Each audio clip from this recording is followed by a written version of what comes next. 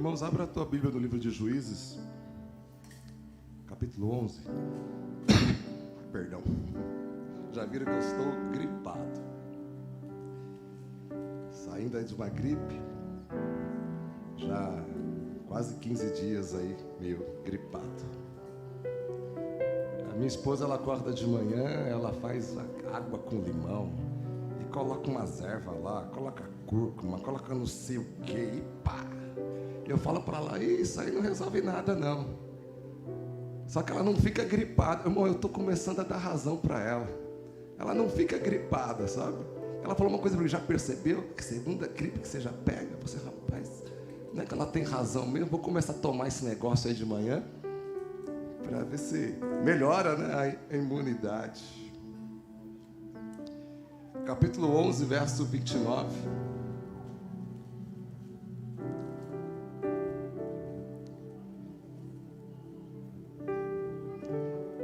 Diz assim: então o Espírito do Senhor veio sobre Jefité e atravessou ele por Gileade e Manassés, e passando por Mispá de Gileade e de Mispá de Gileade passou até os filhos de Amon. Só até aí, irmãos. Pode fechar a tua Bíblia por enquanto. Realmente hoje não seria, teoricamente não seria um bom dia para eu estar aqui, né, e estar ministrando o louvor, e estar ministrando a palavra, até pelo cansaço, né, do corpo físico, mas seria uma desculpa, né, e talvez uma boa desculpa, né, claro que justifica, né, o fato de você se ausentar da sua responsabilidade porque você está, né, fragilizado na saúde. Eu acho que seria uma boa desculpa, e eu tenho certeza que os irmãos entenderiam. Mas por falar em desculpas, irmãos, eu tenho percebido que nós estamos acostumando a dar desculpas. Dar desculpas tem sido um hábito nosso, sabe? Que a gente tira a culpa, a responsabilidade da nossa pessoa e transfere a responsabilidade para outra pessoa. Isso tem se tornado um hábito, tem se tornado um costume.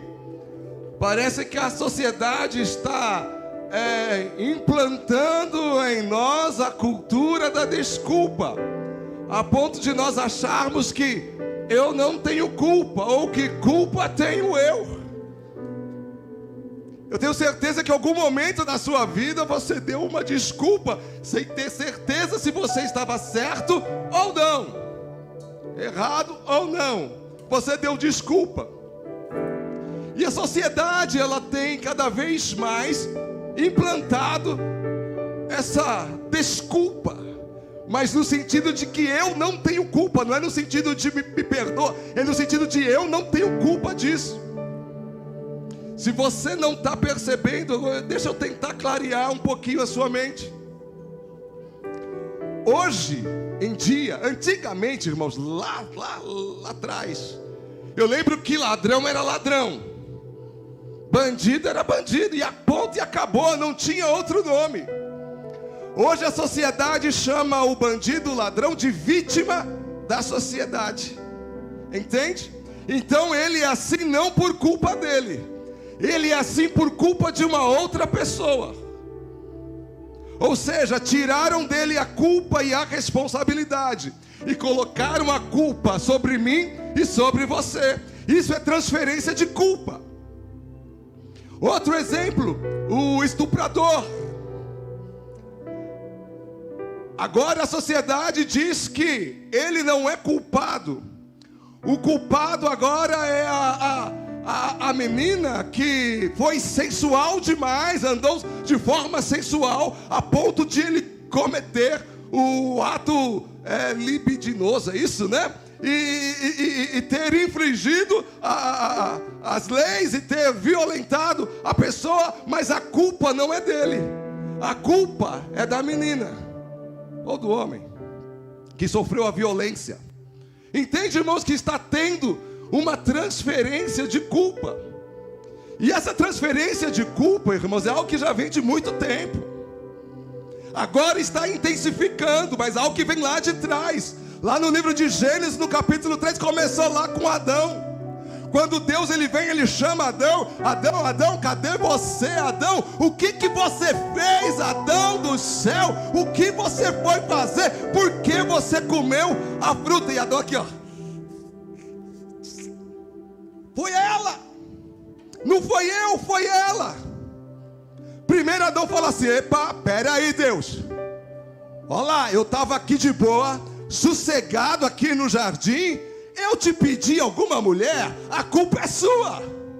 Ele devolveu a culpa para Deus, irmãos. Olha só a impetulância de Adão, a ousadia de Adão. Ele devolve a culpa para Deus. Eu não te pedi mulher, eu não te pedi companheira, foi a mulher, ela que tu me deste. Eu me ausento da responsabilidade. Transferência de culpa.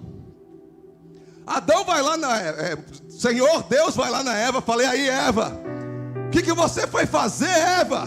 Por que você fez isso, Eva? Aí Eva chega para Deus e fala: pera lá, vamos conjecturar aqui. Eva, ela estava lá no jardim, com necessidade de conversar com alguém. Eva precisava falar. Fala assim: Deus, você me fez falante, você me fez falador, eu preciso conversar com alguém. O homem que você me deu é um quieto. O homem que você me deu não fala. E eu preciso conversar. E estou eu aqui no jardim. De repente, quem aparece na minha frente? Uma serpente falante. E nós nos tornamos migas. Ela e a serpente viraram migas, amigas. E de repente, aquela amiga mais astuta, e Eva precisando se comunicar com ela, a serpente me ofereceu a fruta. A culpa foi da serpente. Aí Deus olha para a serpente. A serpente olha para um lado, olha para o outro. Não tinha ninguém para culpar. Falou assim: sou eu mesmo. Porque se tivesse alguém para culpar, ela teria culpado. Transferência de culpa, irmãos, vem desde lá de trás, onde nós nos ausentamos da nossa responsabilidade, nós nos ausentamos das nossas culpas e colocamos sobre outro. Infelizmente, essa cultura de culpa que está sendo implantada ao longo dos anos está afetando também a igreja. Dentro da igreja, irmãos, nós somos cheios de desculpas também. Se você perguntar para a pessoa do seu lado: por que você não é dizimista? Você vai ouvir um monte de desculpa. Você vai ouvir: porque não me sobra, porque eu não ganho o suficiente, porque não está no Novo Testamento de forma clara, porque enche o bolso de um, enche o bolso do outro e o meu não. Você vai ouvir um monte de desculpas. Você vai colocar a culpa em outro, mas não vai assumir a responsabilidade do ato falho seu. Se você, por exemplo, perguntar para uma pessoa assim: por que você não passa tempo jejuando? Por que você não lê a Bíblia? Por que você não tem mais tempo de entrega a Deus? Simplesmente ele vai falar assim: porque eu não tenho tempo. Porque eu trabalho das 8 da manhã às 5 da tarde, chego, janto, vou para a escola ou não. Vai falar um monte de desculpas. Ao invés de confessar, né, e dizer: não, realmente eu estou sendo falho. A minha paixão por Jesus, o meu amor por Jesus não é autossuficiente a ponto de eu separar um tempo para estar com Deus. Os cristãos, irmãos, estão desistindo de uma forma muito fácil das suas responsabilidades e transferindo, irmãos, a culpa para outras coisas, para outras pessoas. Estamos buscando mais, gastando mais tempo, passando mais tempo em busca de desculpas, irmãos, do que em soluções. Desculpas para o nosso fracasso, no fracasso de não conseguir dizimar, no fracasso de não conseguir ler, no fracasso de não conseguir, porque isso é fracasso, irmãos, no reino de Deus isso é fracasso. Então nós estamos passando mais tempo gastando tempo buscando desculpas do que soluções em busca de uma vida de sucesso com Deus. E assim somos nós. Passamos mais tempo justificando os nossos erros. Irmãos, como nós justificamos os nossos erros? Eu tenho certeza, irmãos, que você Se você mentalizar um pouquinho, trazer a sua memória, fazer um esforço, você vai ver, irmãos, que alguém muito perto de você, longe de você, trouxe uma desculpa para você, falando, mas que desculpa, viu? Frajuta essa desculpa aí. A especialista em dar desculpas são os nossos filhos, para quem tem filhos. Todos nós, né? Porque todos nós somos filhos. Mas as crianças são especialistas em dar desculpa, é ou não é? Vou usar a Rebeca como exemplo. Ela ama a cara dela. Ela é minha ajudadora, irmã. Além de tocar, ela serve como ilustração da mensagem. A Rebeca era assim, irmãos. Quando era pequenininha, tudo que pegava na mão quebrava. Pegava um copo, quebrava. Pegava um prato, quebrava. Esse trincado aqui no meu tablet foi ela que quebrou. Irmão, tudo que pegava, quebrava. Aí chega para Rebeca, pelo amor de Deus, em nome de Jesus, para de quebrar as coisas. Pai, não sou eu, é minha mão. Faz sentido, irmãos, mas é uma desculpa. Transferiu a responsabilidade para as mãos dela. É rápido. A desculpa vem de uma forma rápida, é sem pensar. Esses dias eu transferi uma culpa para minha esposa. Eu não consigo dormir vestido, eu não durmo vestido de roupa, cirolão, sabe o que é cirolão? Cirolão e pá, pode estar o frio que for, irmão, pode estar o frio que for. Se colocar a meia no meu pé, irmão, eu vou ter pesadelo à noite. Quando eu estou no inferno, o pé está pegando fogo assim, não durmo, irmão, camisa, nada, pode estar o frio que for. Aí uns 3 anos atrás, 4 anos atrás, estava aquele frio, irmão, aquele frio, né? Foi o recorde de frio aqui na região. Eu acordava de madrugada, irmão, mas a costa parecia um iceberg, gelado. E olhava para minha esposa cobertinha, coisa mais linda. Disse, Beth, por favor, não puxa a coberta não. Olha como que eu tô, a minha garganta como que tá. O narizão, sabe? Tá frio demais. Tá bom, eu vou tentar. Chegou no outro dia, irmãos, acordo de madrugada, parecendo um picolé, as costas, um frio, irmão, um frio, olho para ela cobertinha. Beth, pelo amor de Deus, Beth, me ajuda, para de puxar a coberta, Beth, para de puxar, tá frio demais. Tá bom, eu vou tentar. Na terceira noite, irmãos, eu acordei de manhã, irmão, eu estava duro de frio. Olhei para ela cobertinha, irmãos, eu com as costas geladas. Eu falei assim, Beth, pelo amor de Deus, você quer me matar? Você é a viúva negra? Você quer me matar devagar? Ela ficou assustada assim, me olhando. No caso, viúva branca ela, né? Mas ela ficou assustada assim. Irmãos, eu sou dramático.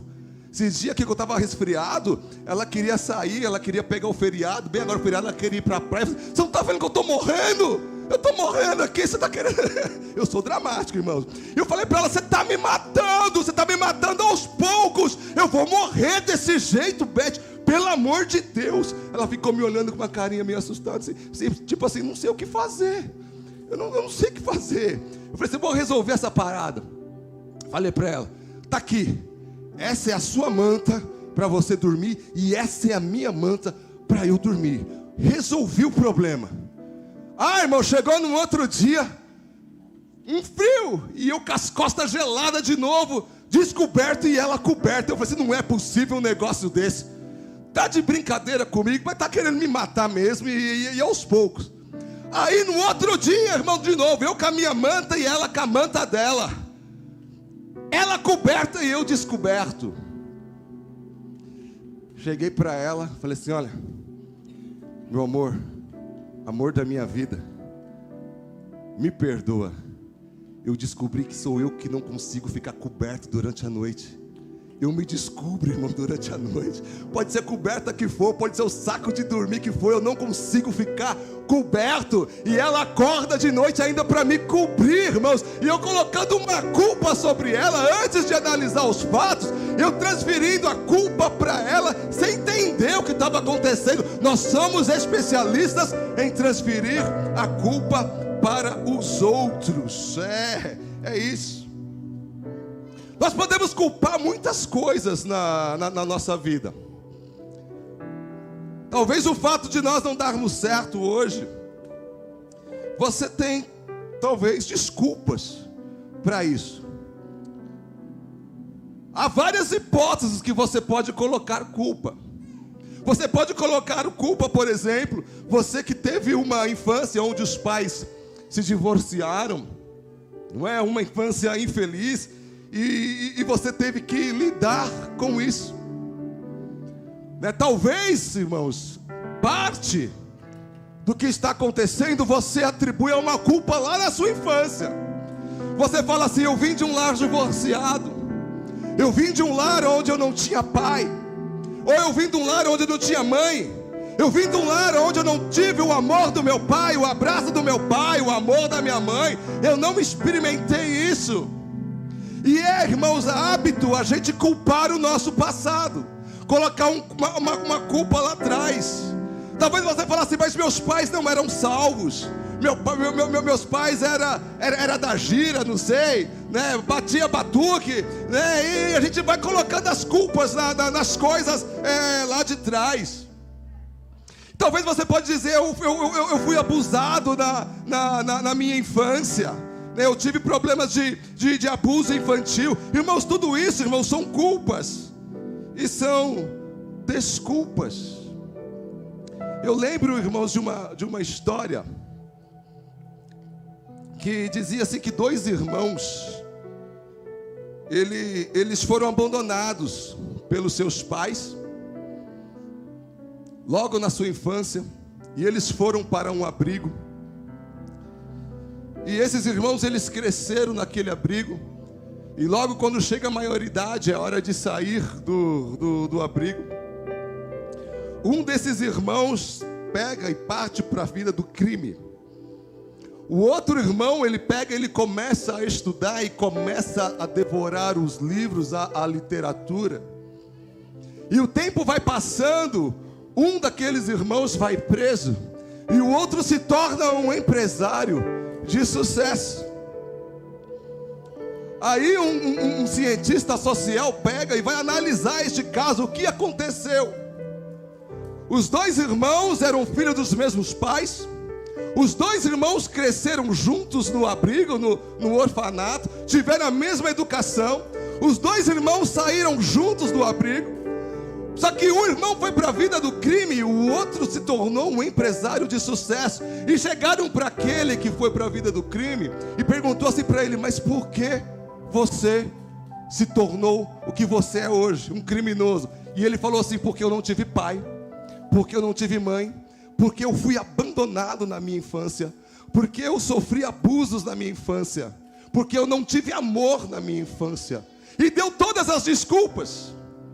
Aí o cientista chama o irmão dele, o empresário de sucesso, e fala para ele: por que você se tornou um empresário de sucesso? Ele fala: porque eu não tive pai, porque eu não tive mãe, eu não tive amor dos meus pais, eu sofri abuso na minha infância. Ambos tiveram os mesmos motivos, só que um irmão usou daqueles motivos a desculpa para o seu fracasso. O outro pegou os mesmos motivos e fez daqueles motivos a escada para o seu sucesso.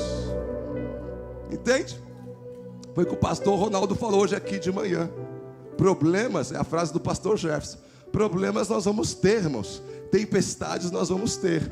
A questão é qual é o seu comportamento dentro do problema. Como você vai encarar o problema? Como vai ser a sua ação, a sua atitude diante do problema?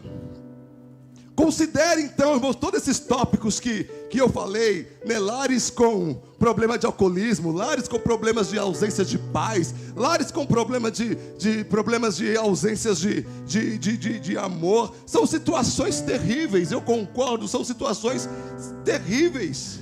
E eu tenho certeza que nós poderíamos falar sobre muitas outras situações que talvez muitos de vocês passaram, que nem me sobe à mente. Mas considere, irmãos, a inconsistência, que pessoas que tiveram o mesmo problema hoje são pessoas de sucesso, e pessoas que fizeram desses problemas um motivo para vencer na vida, e outras pessoas que fizeram desses mesmos problemas, irmãos, as desculpas para o que passa hoje, para o seu fracasso. Isso é uma realidade. Uma pessoa, irmãos, da mesma formação infantil usa isso para desculpar a vida de pecado que leva, a vida de fracasso que leva, e uma outra pessoa usa os mesmos motivos, irmãos, como motivação para buscar mais a Deus e vencer na vida, tanto, irmãos, no plano social como no plano eclesiástico. Isso é uma grande verdade. A diferença é, um escolhe isso como desculpa, e o outro, irmãos, escolhe lidar com o problema e usá-lo para glorificar o nome de Deus. Juízes capítulo 11, 1, verso 2, conta a história de Jefité. Olha só como começa o versículo 1. Era então Jefité, gileadita, homem valoroso, porém filho de uma prostituta. Já começa xingando o cara. Logo no versículo 1. Tinha valor, mas era filho de uma prostituta. O Jefité, que nós lemos aqui. Mas Gileade gerou a Jefité. Também a mulher de Gileade lhe deu os filhos. E sendo os filhos desta mulher já grandes, expulsaram a Jefité e lhe disseram: não herdarás nada na casa de nosso pai, porque és filho de outra mulher. Essa é a história de Jefité, irmãos. Um homem que foi gerado dentro do cabaré, para você poder entender. O pai de Jefité buscou, a mãe de Jefité lá no cabaré. Nasce Jefité, filho de uma prostituta, sem amor de pai, sem amor de mãe. Ele tinha tudo para dar errado na vida dele. Quando ele está um pouquinho maior, os irmãos, os filhos de Gileade, pegam Jefité e falam assim: vai embora daqui.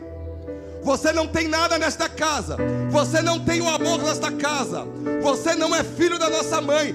Pega suas coisas e some desta casa. Jefité, ainda moço, ainda criança, ele tem que sair da casa onde ele morava, porque ele já não tinha mais amor de mãe, ele não tinha amor de pai, ele não tinha o amor dos irmãos, e ele pega e ele tem que vazar dali, para não ser morto pelos seus irmãos.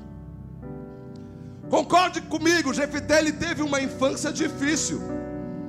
Jefité, ele teve uma infância ruim. A sua mãe, ela tinha uma reputação, irmãos, muito ruim. Era muito estranha, era muito escandalosa. Se hoje irmãos, naquela época era pior ainda. Como se não bastasse, ele foi rejeitado, ele foi deserdado pela sua família. E agora, o que Jefité faz? Senta e chora. Sentar e chorar e lamentar e colocar culpa. Não, irmão, Jefité não fez isso. Jefité, ele não ficou sentado e reclamando e buscando desculpas, né? Jefité, ele começa a buscar ao Senhor e buscar os meios, irmãos, de ser um vencedor na vida. Até chegar quando a Bíblia registra, que nós lemos, irmãos, que o Espírito do Senhor desceu sobre Jefité, e Deus usou Jefité grandiosamente. Entende isso, irmãos? Tinha tudo para dar errado, ele era improvável, não era para ser um vencedor na vida, não era para vencer. Chega um tempo que os irmãos vão buscar Jefité e falam: por favor, venha nos liderar, venha guerrear por nós, venha ser o chefe do nosso exército, nós precisamos de você. Assim era Jefité. Deus Deus usou tanto Jefité, irmãos, ele se tornou uma referência tão grande, que ele entra lá pro salão dos heróis da fé. Lá no livro de Hebreus, no capítulo 11, cita Jefité, ele teve o nome dele marcado lá.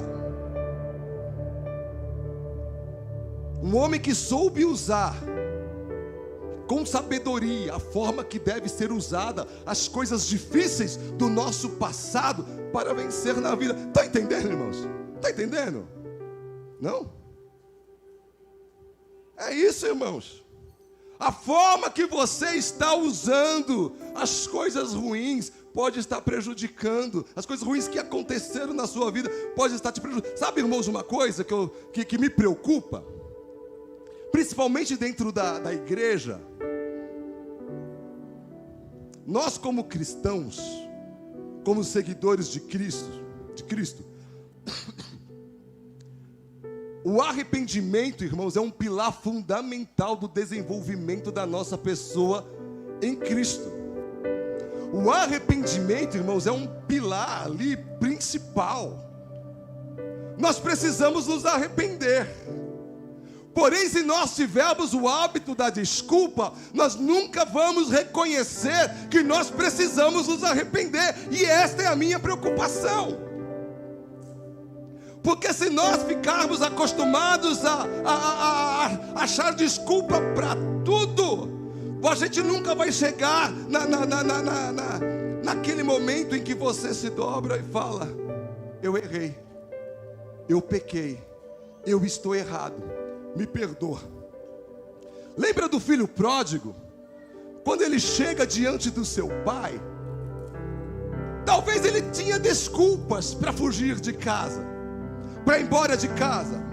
E talvez algumas das desculpas dele iria convencer a mim, convencer você, a ponto de nós falarmos assim: talvez ele tenha razão. Talvez estava difícil para ele dentro da casa dele. Talvez o irmão mais velho abusava dele. Talvez o pai era rigoroso demais. Talvez, não sei, irmão, há muitas desculpas para aquela situação. A Bíblia fala que ele chega para o pai dele e fala: pai, me dá parte da minha herança, eu quero ir embora dessa casa. E talvez porque não aguentava mais. E ele sai, e ele vai. Mas chega no momento que, ao invés dele transferir a culpa, ele abaixa a cabeça e ele fala: eu errei, eu estou errado. Ele chega para o pai dele e fala: pai, eu pequei contra ti, me perdoa, eu pequei contra ti. Irmãos, aquilo foi o suficiente para o pai o abraçar, para o pai o beijar, para o pai restaurar a honra dele, colocar o anel na mão dele, trocar as vestes dele, porque ele reconheceu as suas falhas, ele reconheceu o seu erro, ele reconheceu o seu pecado. Ele simplesmente não tentou chegar diante do pai se justificando e transferindo a culpa. Não, eu errei, eu pequei, eu estou errado, me perdoa, porque o culpado sou eu. Enquanto muitos de nós estamos dizendo: que culpa tenho eu, quando nós deveríamos dizer: eu tenho culpa no cartório. A maioria, irmãos, dos casais, quando nós vamos aconselhar os casais, irmão de Deus, é um tal de um culpar o outro. A culpa é dela, a culpa é dele. E fica uma tal de um culpando o outro, Raramente a gente encontra um casal onde um homem e uma mulher baixa a sua cabeça e fala assim: pastor, eu não sou um bom marido, eu peco contra minha esposa, eu não dou atenção para minha esposa, eu falhei no sentido de ser o homem da casa, ou eu falhei no sentido de ser a mulher da casa, eu preciso aprender. Mas raramente a gente ouve isso, porque é mais fácil culpar o outro, é mais fácil você tentar justificar e colocando a culpa sobre o outro, irmãos. Só que isso vai nos impedir, irmãos, de nos aproximar de Deus através do arrependimento. Irmãos, o reino de Deus tem que haver liberação de perdão.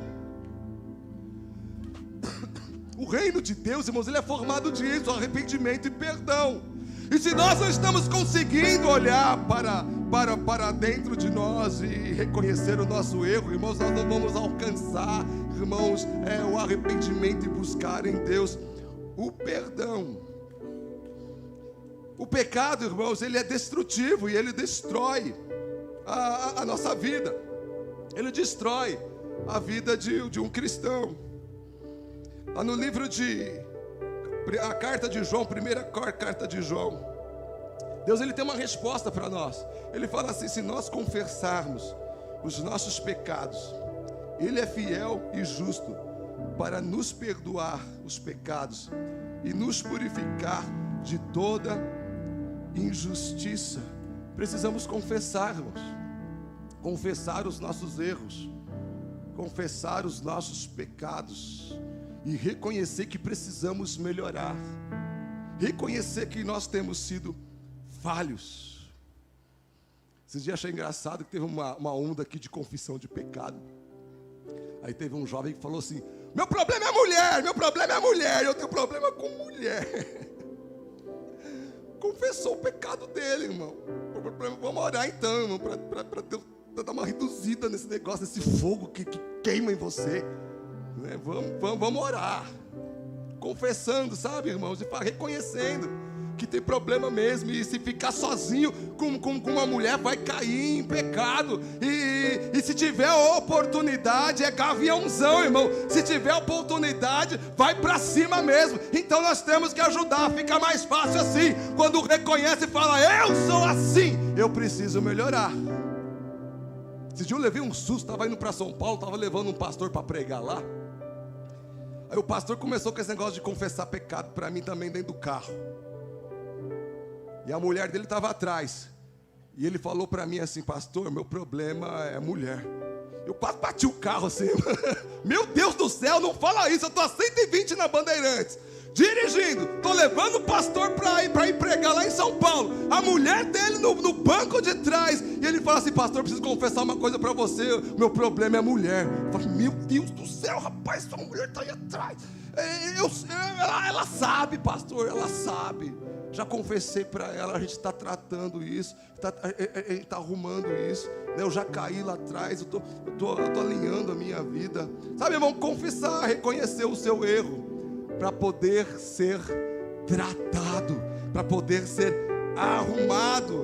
Aleluia! Ao longo, irmãos, da Escritura, a vida do crente, ela é comparada a uma caminhada, a uma grande caminhada. E nessa grande caminhada, haverá momentos, irmãos, que vamos tropeçar. Haverá momentos, irmãos, de tempestades. Hoje o pastor Ronaldo, ele falava aqui pela manhã: mas não desista. Não desista. Davi, irmãos, foi um exemplo disso. Um exemplo bíblico de um homem que não desistiu. Um homem que, quando ele caiu, ele poderia ter abandonado tudo, né? Ali foi talvez a queda de Davi, talvez venha à nossa mente como o ápice de um fracasso pessoal. Davi, ele fracassou. Foi uma queda moral. Davi, ele poderia ter desistido. Davi, ele poderia ter falado assim: não, esse negócio não é para mim, Deus, eu não quero mais. E ele poderia talvez questionar: Deus, como você vai me usar novamente? Ele poderia ter feito isso. Ao invés disso, ele se arrependeu. Ao invés disso, ele confessou.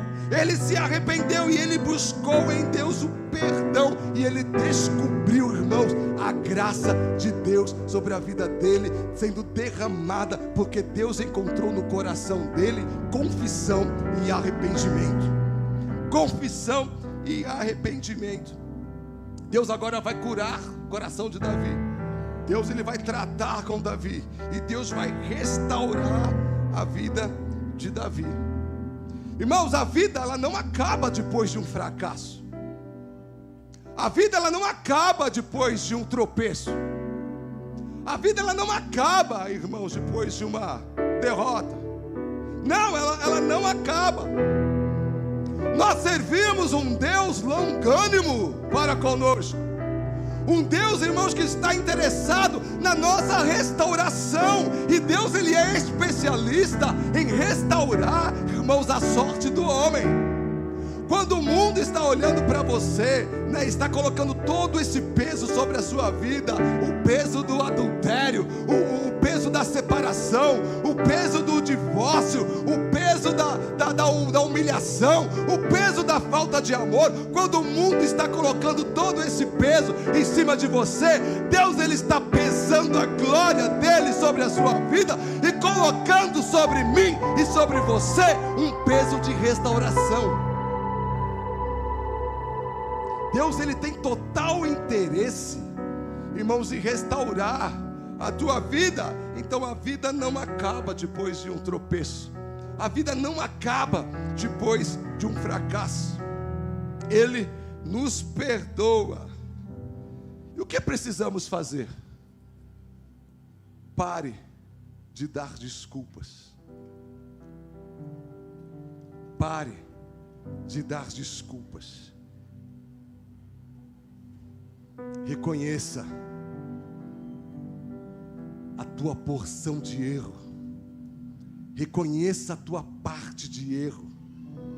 E na hora que você for colocar na balança, não se assuste em descobrir que talvez o mais errado da história é você. Ou eu. Pare de transformar, de transferir a culpa para os outros. E chegue diante de Deus e fala: eu pequei contra ti. Eu pequei contra o meu pai. Eu pequei contra a minha mãe. Eu pequei contra os meus filhos. Eu pequei contra a minha esposa. Eu pequei contra o meu esposo. É tempo, irmãos, de começarmos a reconhecer e falar assim: eu tenho uma grande responsabilidade nessa história. Ao invés de darmos desculpa para as nossas ações, nós temos que nos preocupar, irmãos, em mudar o nosso comportamento diante dos homens e diante de Deus. Amém, irmãos? Estão entendendo aí ou não? Tá, a conversa tá fluindo aqui. Comece a chamar o pecado pelo nome, irmãos. A sociedade chama hoje o pecado de desvio moral, não é? A psicologia chama o pecado de desvio comportamental. A sociologia chama o pecado de desvio moral. Estão colocando nomes no pecado que não é mais pecado, mas a Bíblia continua chamando o pecado de pecado. O pecado na Bíblia continua sendo pecado. A sociedade pode colocar o nome que for, mas não vai mudar, irmãos, aquilo que a Bíblia deixa registrado, que é pecado. Então nós temos que começar a confessar o nosso pecado diante de Deus. Ao invés de ficar se lamentando que está endividado até o pescoço, admita que você é um péssimo administrador financeiro.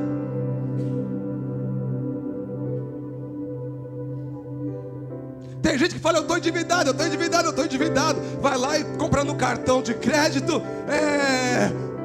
uma geladeira Samsung side by side. Sabe o que é side by side? Que ela abre dos dois lados. Samsung com um Instagram na tela. Vai lá na Casa Bahia, 10 vezes no cartão de crédito, 5 mil, 10 vezes de 500. Eu posso pagar isso aí. 500 reais por mês eu posso pagar. Vai lá, estoura o limite do cartão. Aí chega a primeira mensalidade, diminuiu 500 no cartão. Só que não é 500, o juro já comeu um pouquinho. Ao invés de te liberarem 500, te liberam lá 450. Aí você vai lá e compra: vou comprar um micro-ondas, que eu comprei uma geladeira, vou comprar um micro-ondas de 450. Vai lá agora, fala assim: não vai dar, né, porque eu só podia 500. Vou dividir agora em 10 vezes de 45. É assim, não é, irmãos? Na hora que você vê, irmãos, era 500 na geladeira, mais 45 no micro-ondas, paga a primeira parcela, libera o crédito. Agora dá para comprar mais uma coisinha. Vai lá e compra o cooktop lá. Estou na cozinha hoje. Mulherada. Talvez Deus está falando alguma coisa aqui.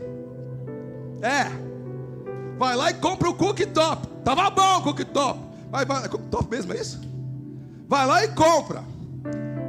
Isso, mesma coisa, divide em 10 vezes. Estava com 500 do cartão, 45 do micro-ondas. Vou dividir aqui, é R$1.000, vou fazer em 100. Acho que dá para mim. Agora aquela parcela de 500 virou 645. Paga a primeira, ao invés de reduzir 645, cai para 500 e assim vai. Irmãos, é uma péssima administração financeira. Depois falar, eu não sei o que está acontecendo comigo, eu estou endividado. Assuma o erro, irmão. Assuma o erro. Cheguei à conclusão aos quase 50 anos, irmãos, que quem é bom em administrar as finanças lá de casa é minha mulher.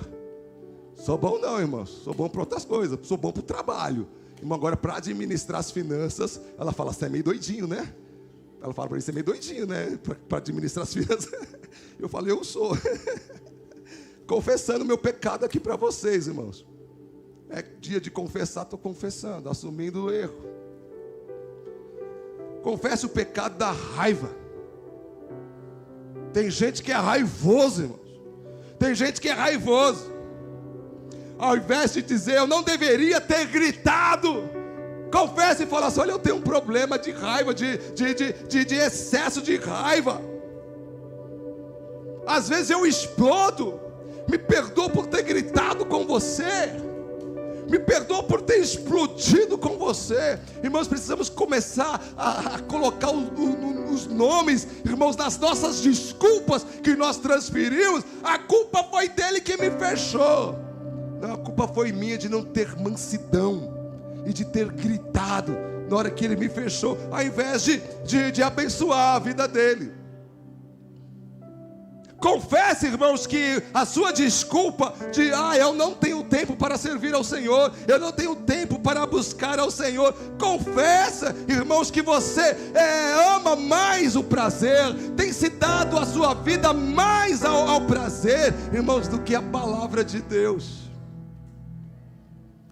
Confesse, coloque nome no pecado. Confessa que você passa mais tempo dado ao prazer do mundo, passando e gastando a sua vida com os prazeres do mundo, irmãos, do que amando a palavra de Deus e lendo a palavra de Deus e orando a Deus. Aplique-se, irmãos, a resposta de Deus ao pecado e fala, eu erro, eu estou pecando, eu preciso reconhecer o meu pecado e alcançar o perdão. Esqueça o seu passado, irmãos, e reconstrua em direção ao futuro. É importante isso. Determine-se agora a pôr fim a todas as desculpas e a olhar para dentro de você, né? Essa festa que está tendo no salão das desculpas, né? Desculpa para lá, desculpa para cá, irmãos. Agora é tempo de você se determinar a encerrar esse tempo de desculpas, irmãos, que você deu ao longo da sua vida, e começar a olhar, irmãos, para o seu futuro. As dificuldades vão vir, as tempestades vão vir, os tropeços vão vir, irmãos, mas não pode ser desculpas, tem que ser motivo para você e eu buscarmos mais a Deus. Nada pode mudar o passado, aquilo que aconteceu lá no passado. Nada pode mudar, irmãos. Aquilo que ficou lá atrás, as feridas, as palavras lançadas, aquilo que te marcou, irmãos, mas nós somos responsáveis pelo nosso presente e pelo nosso futuro, irmãos, e nós temos um Deus, irmãos, que está planejando para nós um bom futuro. Aleluia, glória a Deus. É hora de seguirmos em frente, irmãos, em direção ao Senhor, em direção àquilo que Deus tem para a nossa vida. Lembre-se, Deus Ele pode mudar. E Deus, Ele quer mudar. Tem gente que diz assim: eu sou assim, pronto, acabou. E eu dizia assim: eu sou assim, pronto e acabou. Esse é o meu jeito, pronto e acabou. Isso é o que, irmãos? Mais uma desculpa. Só que quando você diz assim: eu sou assim, pronto e acabou, você limita o poder de Deus. Você limita o poder da graça de Deus. Como se Deus não fosse poderoso e grande o suficiente para transformar a sua vida e mudar, irmãos, esse seu jeito de ser. E Deus, Ele quer mudar. E Ele pode mudar. E Ele vai mudar, se você reconhecer e dizer assim: eu preciso mudar essa forma que eu sou. Eu preciso mudar. Aleluia. Paulo nos ensina em Colossenses que a vitória que nós temos é por intermédio de Cristo, irmãos. Um sangue que foi derramado, um sangue precioso. Nossas limitações, irmãos, são as oportunidades que Deus tem, irmãos, para mostrar o quão poderoso Ele é em nossas vidas. Aleluia, glória a Deus. Amém, queridos? Vamos parar então de inventar desculpas, curvar a nossa cabeça e dizer: Senhor, eu preciso mudar. Pequei contra Ti, pequei contra você, irmão, pequei contra você, pai, pequei contra você, filho, eu pequei contra você, esposa, pequei contra você, igreja. Eu pequei contra você, pastor. Precisamos, irmãos, reconhecer isso. Parar de inventar desculpas e começar a olhar o quão pobre nós somos e necessitados somos mais de Deus. Se coloque em pé.